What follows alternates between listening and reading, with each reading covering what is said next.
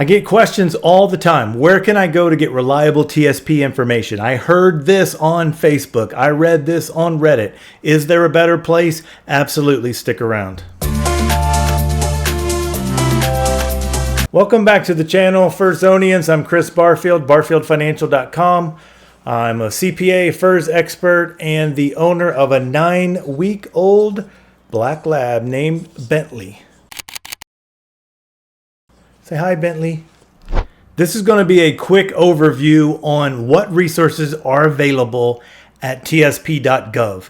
For whatever reason, this is the most underutilized source of information for TSP stuff. I don't get it. People will join such and such Facebook page, or they'll look at something in Reddit, or they'll subscribe to something, and they'll have all these questions that they'll send me that are very, very basic questions that are easily answered at the source, at TSP. And people will be arguing about it and debating and talking about rumors when all they need to do is for just like literally less than a minute, they could go on TSP and get the actual true answer. Just the other day, somebody was arguing with me about some sort of index or whatever.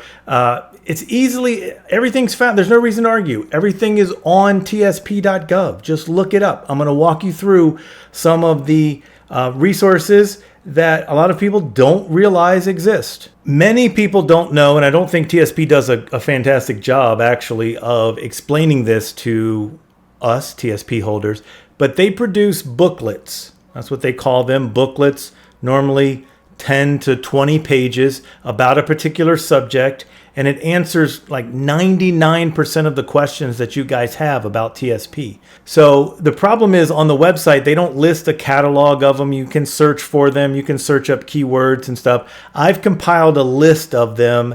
I think this is all that currently exists, and then I've added one of their pamphlets. It's different than a booklet, but I'll show you. So TSP numbers their booklets as TSP booklet, and then a number. 04 is about loans. I get all these questions about TSP loans. Just look up the booklet that explains exactly how loans work. Chris, I didn't know I could keep paying for them after I retire. It's in there. Here's an overall summary of the thrift savings plan, court orders. A lot of times people ask me what happens if I pass away, what happens to my TSP. They've got an entire booklet on it. Matter of fact, they've got 2 booklets on it. Number 31 and 33. I'm going to walk you through just one of these, the tax one, just as an example to show you guys how you can go on there and research stuff yourself. But you can get the actual true answer, so you can settle those bets in the office. So here we are on tsp.gov, an official website of the United States government. Go up here to the search box, and let's type in TSP BK26. I know that one to be the tax one. TSP BK26. Pops up right here. Click on it. It's a PDF. You can print these out if you want or save them. They do change from time to time, so make sure that you are looking at the most accurate one. Tax rules about TSP payments. So this is a non-stop flood of questions I get regarding taxes and the TSP. Is it true that they tax me at 20%? I heard I could be taxed at less. First of all, TSP is not taxing you. They're simply withholding the tax from you from your payment to send to the IRS. So, table of contents, obviously like anything else, traditional or Roth or both. People are always asking, can I pull from traditional? Can I pull from Roth? Or can I pull from both of them? Yes, you can absolutely do all 3 of those. Is there an early withdrawal? Yes. How does that work? Well, you read about that on page 3. Can I roll over my TSP payment? That's very popular now. There's a lot of money flowing out of TSP. How does that work? Is it taxable? I heard it was taxable. I heard it wasn't taxable. Stop listening to what you hear and go straight to the source. Taxed on loans, required minimum distribution. That's a big deal. People don't really understand that the rules change for when you have to take money out of TSP. Shows you exactly how to calculate it too. Here's where I really want to focus though. The tax treatment for TSP payments, the table that's on page 19. This is kind of a summary. I'm not going to go through all of these pages, but I want to go down to page 19 because it's a good summary of how withdrawals from TSP are taxed depending on what kind of withdrawals you're doing. Let's go to just one of these. Total or partial distribution by a separated or a beneficiary participant. What's that mean? That means you've retired or you've left the government and you want to take some money out of your TSP. You want to take $10,000 out to take a cruise. Will they withhold taxes? How much will they withhold? Come right over here. What is the withholding rate? It is 20% automatically. So if you request $10,000, they will withhold $2,000, send it to the IRS on your behalf. You'll get $8,000 in your bank account. Can I have a higher percentage withheld? Yes, you absolutely can in this circumstance. Can I have a lower percentage withheld? Chris, I don't want 20%. I know I'm in the 12% tax bracket. I only want 12% to be withheld. Can I have that? No. Can I have 0 to be withheld? No. I mean, that's basically, these are just a reiteration of the same question.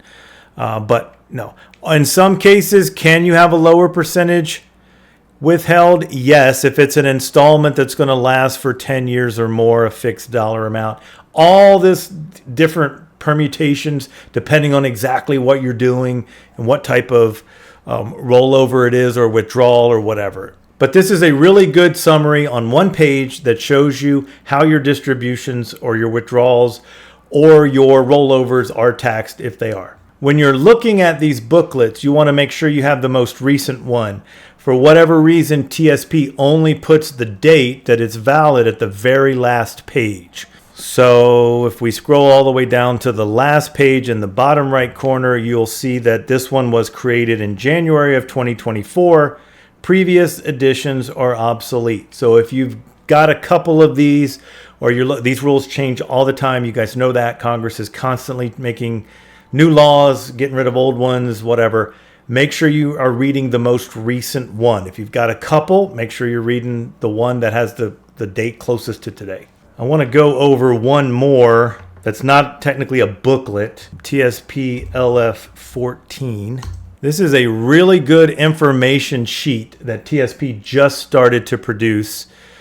This one is from April of 25. So this one is not called a booklet for whatever reason they call it this. This is the best overall summary of each fund. First fund that we come to here in this pamphlet that they've created is the L fund. If you've been through my retirement seminars, you know that's not a separate fund. That's just a combination of the other 5 funds.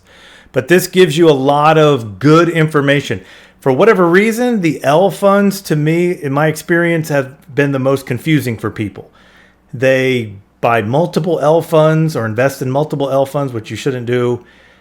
They are in the wrong L fund because they don't understand what date you're supposed to pick, et cetera, et cetera. I've talked about that. If we come down here to the L fund, it tells you exactly which L fund to invest based on when you were born or when you plan on starting your TSP withdrawals. Again, retirement date is completely irrelevant for picking your L fund allocation or any allocation for that matter, regardless of what your investments are. The retirement date is completely irrelevant. I cannot say that enough.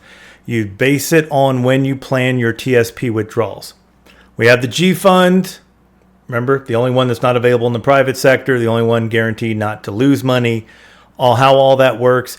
I hear that, Chris, that G fund stinks because it doesn't keep up with inflation. Well, it does keep up with inflation. It's beaten inflation since the beginning. Some years it loses, but in the long run, it has beaten inflation. You can see that there on the chart. And then you've got all the other ones, F, C, S, I. I'm not going to go through them all. But this tells you exactly what your investments are, what they are investing your money in. So they tell you exactly what index it is.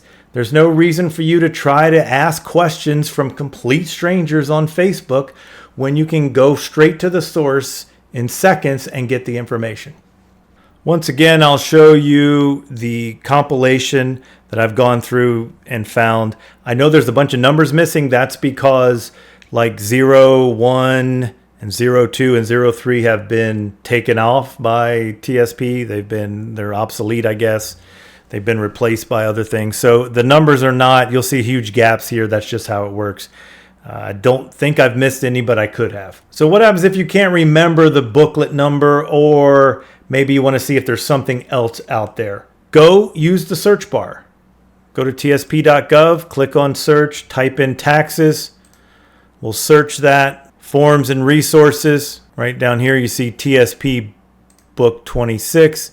That's exactly what we just looked at. Okay, so don't be hesitant to look at the search bar, use the search bar in tsp.gov. A lot of good information. Okay, so just a real quick orientation of how to use tsp.gov. It is superior in some aspects to social media, Facebook, you asking, maybe even your financial planner might not know. TSP.gov has the information. This is all they do. They are not very good at some things, but they are pretty good at producing information to help you understand and learn about the TSP. The problem is a lot of times we don't make use of those resources. And we complain that, hey, the TSP doesn't explain. Nobody's explaining the TSP to me. That might be true in your agency, but TSP is doing it.